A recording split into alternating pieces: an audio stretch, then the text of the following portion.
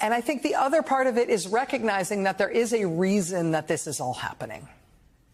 And this, to me, is the opposite of enervating. To me, this is energizing, understanding why it's happening, understand the sort of larger plot this is part of.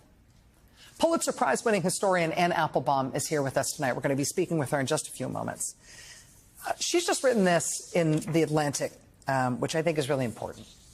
The title is "Democracy is Losing the Propaganda War." Autocrats in China, Russia, and other places around the world are now colluding with MAGA Republicans to discredit liberalism and freedom everywhere. Applebaum writes that autocratic regimes have slowly turned their repressive mechanisms outward into the democratic world. If people are naturally drawn to the image of human rights, to the language of democracy, to the dream of freedom, then those concepts have to be poisoned. That requires more than a political system that defends against liberal ideas. It also requires an offensive plan, a narrative that damages the idea of democracy everywhere in the world, and the tools to deliver it. She says, quote, "Here is a difficult truth. A part of the American political spectrum is not merely a passive recipient of the combined authoritarian narratives that come from these authoritarian countries that are working to discredit democracy. But a part of the American political spectrum is an active participant in creating and spreading these narratives. Like the leaders of those authoritarian countries, the American MAGA right also wants Americans to believe that their democracy is degenerate, their elections illegitimate, their civilization dying. The MAGA movement's leaders also have an interest in pumping nihilism and cynicism into the brains of their fellow citizens and in convincing them that nothing they see is true. Their goals are so similar that it is hard to distinguish between the online American alt-right and its foreign amplifiers, who have multiplied since the days when this was solely a Russian project. One could call this a secret authoritarian plot to spread anti-democratic conspiracy theories.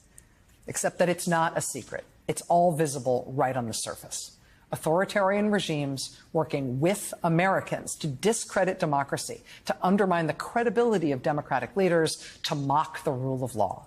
They do so with the goal of electing Trump, whose second presidency would damage the image of democracy around the world, as well as the stability of democracy in America even further.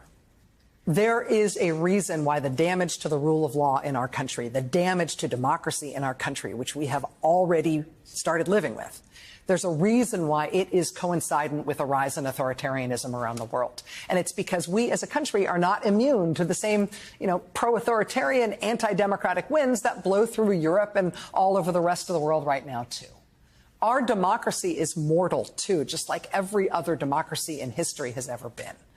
Being real about the harm that has been done to us already, being clear-eyed about the fact that we can see some of these same dynamics at work in other countries, tuning into the fact that the right under Donald Trump is admiring of and openly emulating the way other countries have destroyed their democracies, recognizing they are willingly part of this project.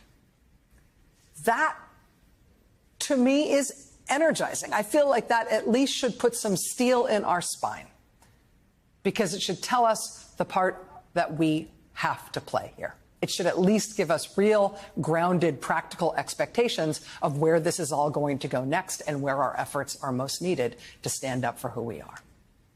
It should give us a clear sense of what we're going to need to defend and protect very soon, when the leader of our country's branch of this movement, sometime very soon, almost inevitably, is going to break that court order again and is now, we know today, going to be ordered into a jail cell. He inevitably, very soon, is going to be ordered into jail. Because we are on the precipice of that happening, and all the freak out that's going to attend it is something that we should expect. We need to be ready. We are on the precipice of that next step in what has already been a very difficult time for us as a country. So heads up, this is no time to check out.